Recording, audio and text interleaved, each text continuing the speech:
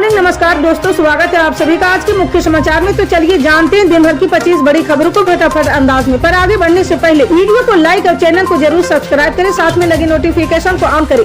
चलिए video start करते हैं। महाराष्ट्र में पूर्व सीएम एकनाथ शिंदे को एक और बड़ा झटका लगा है, क्योंकि देवेंद्र फडणवीस के नेतृत्व वाली सरकार ने एमएसपी आधारित कृषि उत्पाद खरीद में अनियमितताओं को लेकर गंभीर सवाल उठाए हैं। जी हां, सरकार द्वारा जारी आदेश में पूर्ववर्ती सरकार के तहत पूर्वी विपणन मंत्री अब्दुल सत्तार द्वारा national agriculture cooperative federation of India को प्रस्तावित नोडल एजेंसियों की नियुक्ति पर सवाल उठाए गए।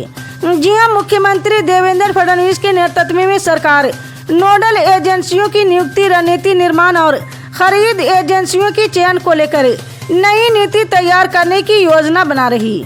साथ ही उन एजेंसियों की मान्यता रद्द की जाएगी जो तय मानकों को पूरा नहीं करती है।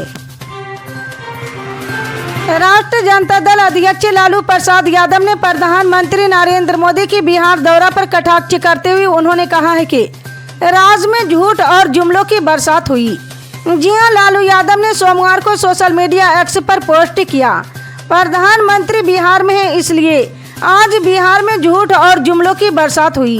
राजद अध्यक्ष ने कहा कि चुनावी वर्ष इसलिए लोगों को भ्रमित करने के लिए केंद्र की देश भर की योजनाओं का शिलान्यास और उद्घाटन अब दिखावटी रूप से बिहार में होगा, लेकिन बिहार को कुछ नहीं मिलेगा और ये कुछ नहीं देंगे। जी हां, उल्लेखनीय है कि प्रधानमंत्री नरेंद्र मोदी कल भागलपुर में कार्यक्रम हुआ है। इस दौरान पीएम मोदी प्रधानमंत्री किसान सम्मान निधि योजना की 19वीं किस्त जारी किए।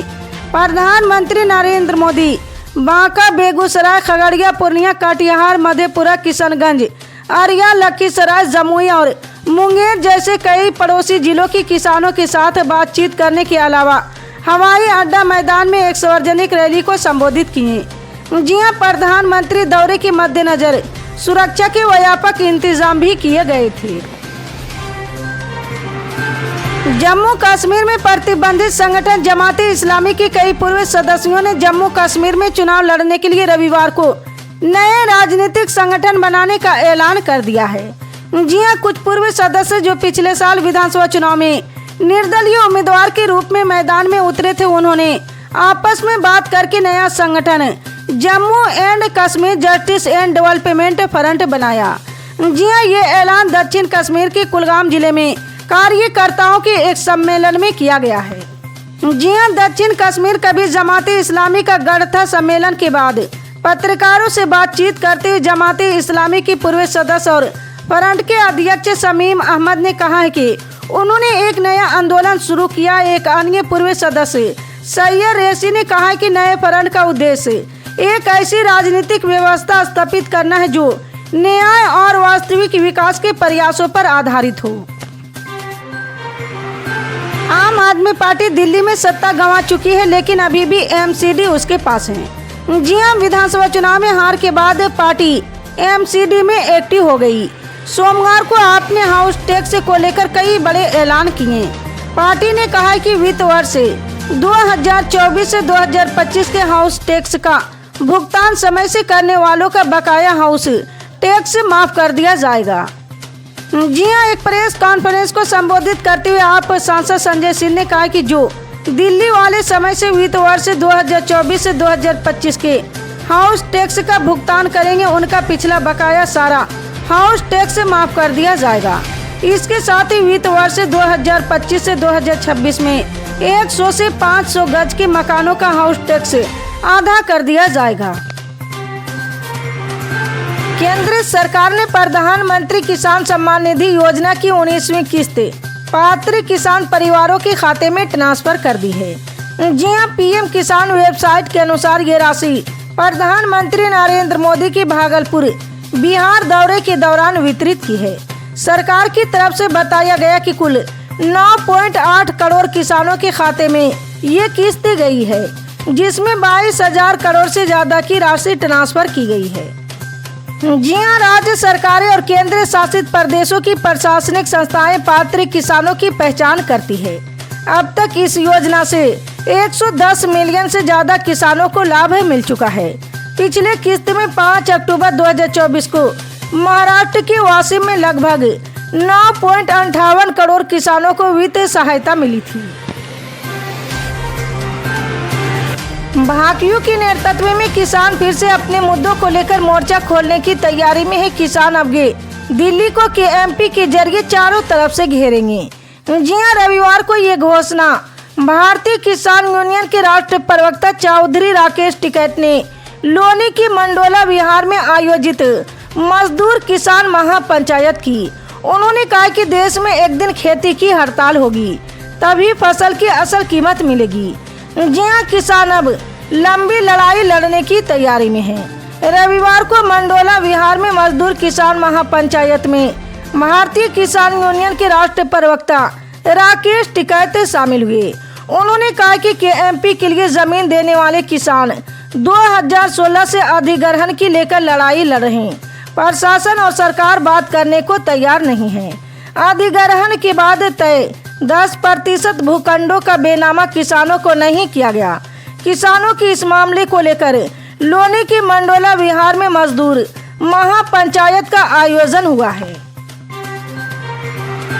तेलंगाना की नगर कुर्नूल टनल में फंसे 8 मजदूरों को निकालने के लिए रेस्क्यू ऑपरेशन जारी है। रेस्क्यू टीमें तकनीक का सहारा ले रही है, लेकिन पानी और कीचड़ की वजह से मजदूरों को बचाने के काम में बाधाएं आ रही है।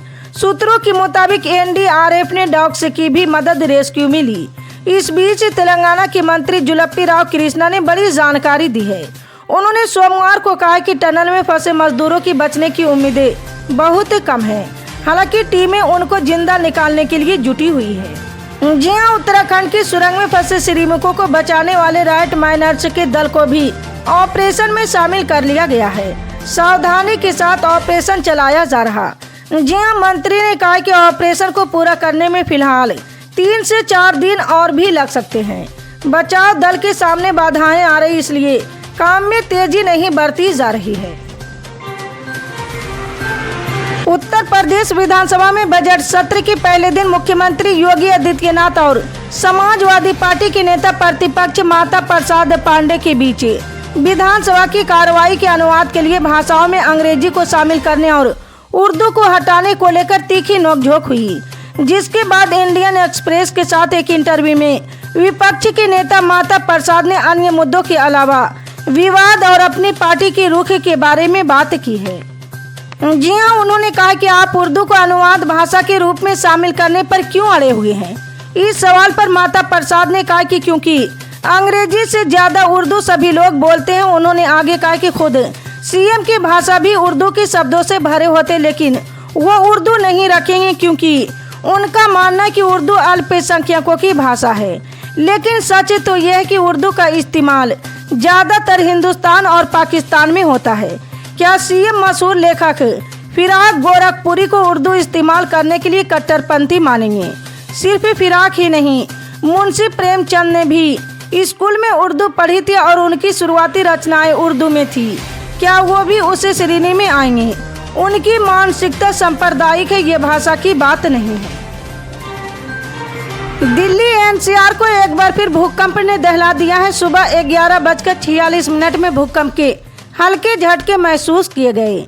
जी हां, साउथ दिल्ली भूकंप का केंद्र रहा है। सुबह दिल्ली सहित नोएडा, गाजियाबाद, गुरुग्राम और गाजियाबाद की धरती इस भूकंप के चलते थर-थर कांपती हुई नजर आई। लोगों में दहशत फैल गई। हालांकि भूकंप की तीव्रता रिक्टर स्केल पर 2.2 बताई जा रही। जी हां, भूकंप के बाद लोग तुरंत घर से बाहर भागे। हालांकि गनीमत रही कि अब तक जान माल के नुकसान की कोई सूचना नहीं है।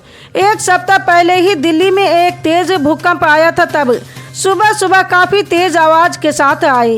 इस भूकंप ने लोगों को हिलाकर रख दिया। जी हां, सोते वक्त लोगों के घर के पलंग तक हिल गए थे। इस बार एक बार फिर भूकंप के झटके देश की राजधानी में महसूस किए गए। इसी तरह की पल पल के अपडेट जानने के लिए जुड़े रहा हमारे MSP न्यूज के साथ। मिलते हैं अगली बड़ी खबर में, तब तक के लिए जय हिंद।